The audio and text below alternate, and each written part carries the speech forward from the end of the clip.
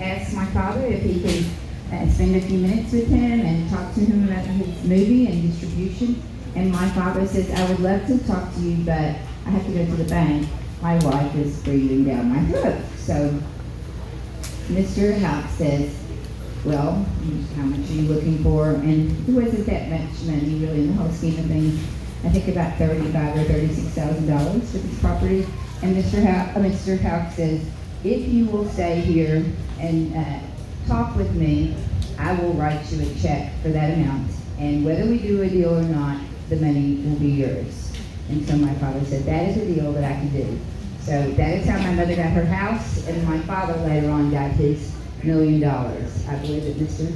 Houck paid $2.6 million for a 50% distribution deal. So that was quite impressive in those days and in these days today. So I'm kind of still looking for my Mr. Houck. Hopefully he'll show up and just, if I have to go to Strand, El Dorado, and Monroe, so be it. Anyway, on the restoration, so they together, Pierce Level did, they went on to do Bootleggers, and then they were on their third film together, Winter Hawk, when they encountered some problems, and my father being who he was, and Mrs. Level being who she was, there was a giant clash, and they decided to go their own ways. My father took his unreleased at the time film, Winter Hawk, and Mr. Level and Mrs. Level got the Ledger Boggy Creek and Bootleggers. They put it away and pretty much shelved it. They were in the trucking business. The movie business was foreign to them. And so that's where it stayed until approximately 2014 when I had been named the administrator of my father's estate. And there were certain parties that refused to turn over documents. I had nothing to go on and didn't really know a direction, and so I went back to where it all started in the first place, and I contacted the Levels. At that time, I spoke to Steve, and I told him that we talked about the DVD prior releases. He said he had never assigned the copyright to anyone, and so I asked him at that time, would you let me release it in a Blu-ray, because the comments that I was reading online had gone from someone please work out the rights and release a clean print of Boggy Creek. So it had gone from DVDs to Blu-ray, and I asked him if he would allow me to release it, and he said yes, to run with it. And so I had just had major surgery and couldn't get out of bed really, so I spent my recovery time on the computer digging and looking for the elements that needed to restore. It wasn't going to matter just to work out the copyright without having that good print. So we searched and searched. There's lots of rumors regarding prints around. I was told that Quentin Tarantino has the only 35mm print. I found out that there's a Texan, an anonymous Texan, who also has a 35mm print. But around December of 2017, Lyle contacted me and told me that a rare 35mm had come up on eBay, and there was bidding between two anonymous bidders. And because the Ledger of Boggy Creek had been incorrectly listed as public domain, we were concerned that even though they would not be able to really do much, they may believe that they could do something, and that in itself could be damaging. So I set out to buy that print. I was successful, and when I did, I posted it online. Michael Logan, who's here from Eureka Springs, California, sent me a message and said, do you have anyone to restore the film? And I did not. He told me that he had connections with the George Eastman Museum, and he could connect me if I would like. And of course, being the George Eastman Museum, to me, that meant film in itself. And early on when I was named the administrator, my attorney told me to think like my father would think. And so I went into that mindset, and I know that my father had great respect for Eastman, and so I consider that a great honor and privilege. I went almost immediately to see them, and Kyle Albert, who runs their program and also the school, they have a restoration, remastering school. He told me that there were several reasons why he was going to help me.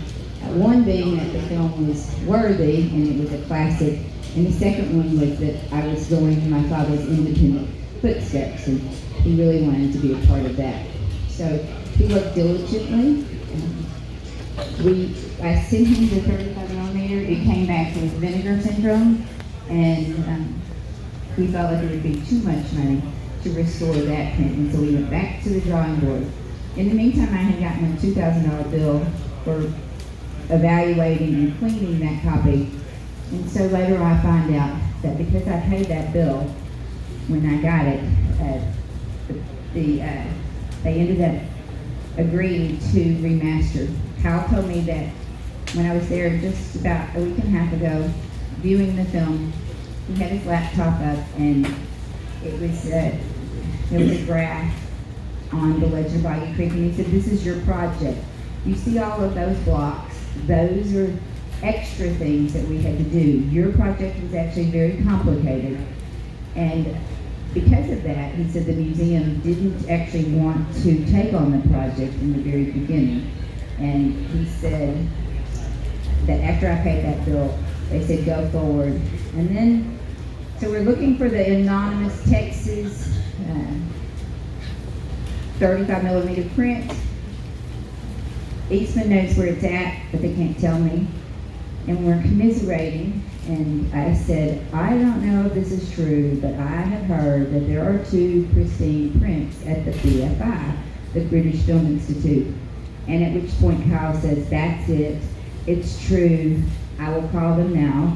And what I came to find out later is the British Film Institute is very much like our Library of Congress, and they hold these films, and when you show in the UK, they require you to leave a good print there with their institute. So I reached out to them, and we were able to show that we were the copyright owners, and so they shipped almost right away, and it took 14 days to remaster the film with the machine running 24/7.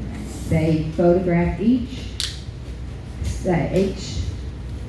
frame, and I think Kyle told me that it was 4,000 frames that they both, each frame was photographed 4,000 times, is what he told me.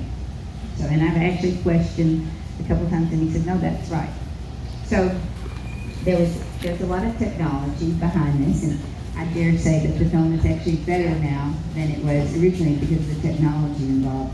When the movie was released originally, the Hollywood Reporter, Variety, the Los Angeles Times, all called it stunningly, visually, the cinema photography was hailed as being really great. My father was influenced a lot by Disney, Wild Kingdom, Animal Kingdom, and those big panoramic views that they used to show on their TV series on Sunday nights. So we shot it inspired by that, using what is called Techniscope film. It was used by the Italians a lot. It was it's what they call 2-perf versus 4-perf. It's kind of technical, but Kyle told me George Eastman told me it was genius the way that my father had done it. The American Film industry really did not use the Techniscope format much, but it caused my father to save approximately half in film cost. He runs out of money on his 3rd day of shooting, and that the money was mostly spent on film.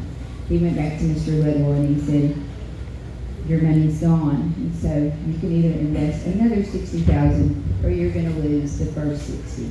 And so Mr. Little went ahead. We saw Tommy Clark last night, who was the CFO during that time, and he told me that the One of the first times he ever saw my father, Mr. Little was pointing at him and saying, "Follow that guy, he's costing me way too much money." So they considered it, they were doing it as a small regional film, that's how it was pitched to them, and never ever expected it to do what it did.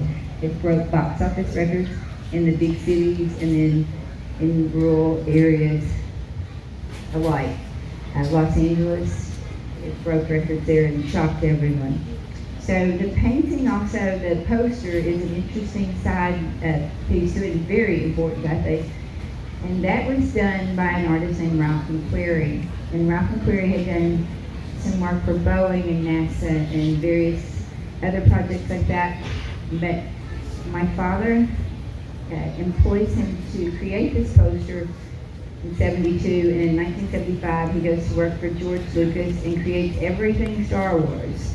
So he created the first 21 storyboards that went to 20th Century Fox when the other studios had turned Lucas down, not understanding what their film Star Wars was about. And with McQuarrie's visuals and the scripts, it was green-lighted. And if you recognize a resemblance between Chewbacca and the Fouke monster, it's because the artist is the same.